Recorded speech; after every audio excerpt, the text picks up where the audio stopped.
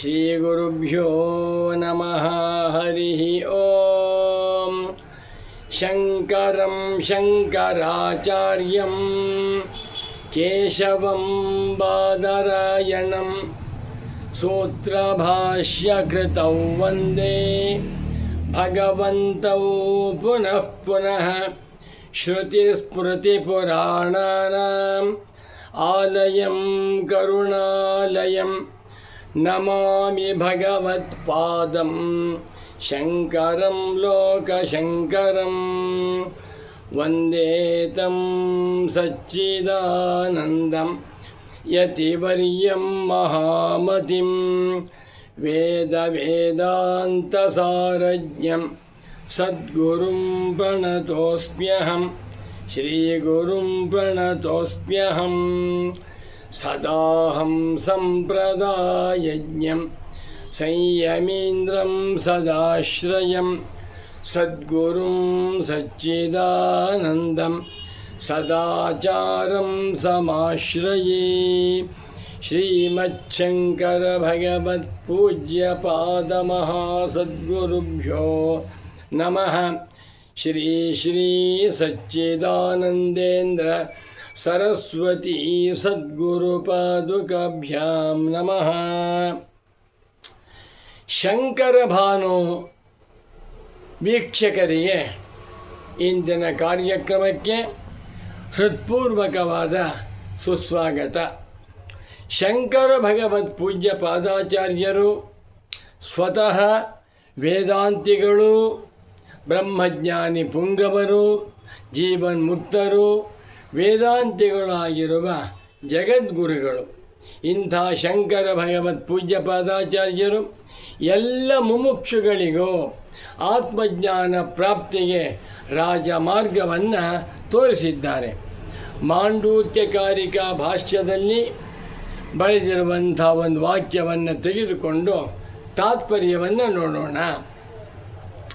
ವಿಗತ ದೋಷೈರೇವ ಪಂಡಿತೈಃ ವೇದಾಂತಾರ್ಥ ತತ್ಪರೈಃ ಸನ್ಯಾಸಿಭಿಃ ಅಯಮಾತ್ಮಾ ದ್ರಷ್ಟುಂ ಶಕ್ಯಃ ನಾನ್ಯೈಃ ರಾಗಾದಿಕಲುಷಿತಚೇತೋಭಿಃ ಸ್ವಪಕ್ಷಪಾತಿ ದರ್ಶನೈಃ ತಾರ್ಕಿಕಾದಿಭಿಃ ಇತ್ಯಭಿಪ್ರಾಯಃ. ಎಷ್ಟು ಸುಂದರವಾದ ವಾಕ್ಯ. ನಮಗೆ ನಿಜವಾಗಿಯೂ ಬ್ರಹ್ಮಜ್ಞಾನ ಉಂಟಾಗಲೇಬೇಕೆಂಬ ಆಶೆ ಇದ್ದರೆ ನಾವು ಮಾಡಬೇಕಾದದ್ದು ವೇದಾಂತಾರ್ಥ ತತ್ಪರರಾಗಿರಬೇಕು. ಬೆಳಿಗ್ಗೆ, ಮಧ್ಯಾಹ್ನ, ಸಾಯಂಕಾಲ, ರಾತ್ರಿ ಯಾವಾಗಲೂ ಮನಸ್ಸಿನಲ್ಲಿ ವೇದಾಂತಾರ್ಥವನ್ನು ಚಿಂತನೆ ಮಾಡ್ತಾ ಇರಬೇಕು.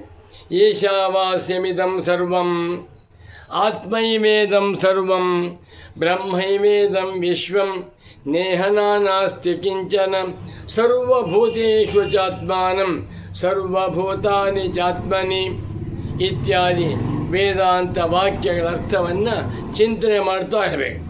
ವಿಗತ ದೋಷೈ, ಅಂಥವರ ಮನಸ್ಸಿನಲ್ಲಿ ರಾಗ, ದ್ವೇಷ ಮುಂತಾದ ಯಾವ ದೋಷಗಳು ಇರಬಾರದು.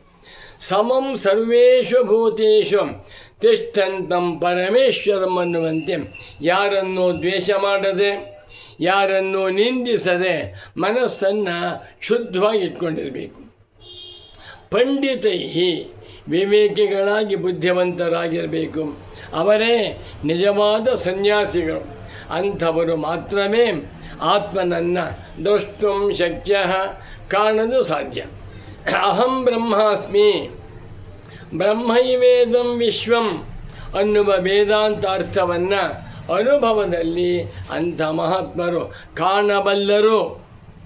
ಯಾಕೆ ನಮಗೆ ಬ್ರಹ್ಮಜ್ಞಾನವಾಗ್ತಾ ಇಲ್ವಲ್ಲ ಅಂದರೆ ಮನಸ್ಸಿನ ಭರ್ತಿ ರಾಗ, ದ್ವೇಷ, ಕಾಮ, ಕ್ರೋಧ, ಲೋಭ, ಮೋಹ, ಅಹಂಕಾರ, ಮಮಕಾರಾದಿ ದೋಷಗಳು ತುಂಬಿಕೊಂಡಿವೆ. ಯಾವ ದೋಷಗಳು ಇಲ್ಲದೆ ಶುದ್ಧ ಅಂತಃಕರಣವುಳ್ಳವರಾದರೆ ಅಂಥವರಿಗೆ ಬ್ರಹ್ಮಜ್ಞಾನ ಉಂಟಾಗೆ. ನ ಅನ್ಯೈ ರಾಗಾದಿ ಕಲುಷಿತ ಚೇತೋಭಿ, ಅವನ ಗಂಡಾಗುವುದಿಲ್ಲ, ಇವನ ಗಂಡ ದ್ವೇಷ, ಇವ್ರ ಮನೆಗೆ ಬರೋದು ಬೇಡ ಅಂಥವ್ರ ಮನೆಗೆ ಹೋದೆ. ಮನಸ್ಸಿನ ಭರ್ತಿ ರಾಗದ್ವೇಷಾದಿಗಳಿಂದ ಯಾರ ಮನಸ್ಸು ಕಲುಷಿತವಾಗಿದೆಯೋ ಅಂಥವರಿಗೆ ಖಂಡಿತ ಬ್ರಹ್ಮಜ್ಞಾನ ಉಂಟಾಗುವುದಿಲ್ಲ.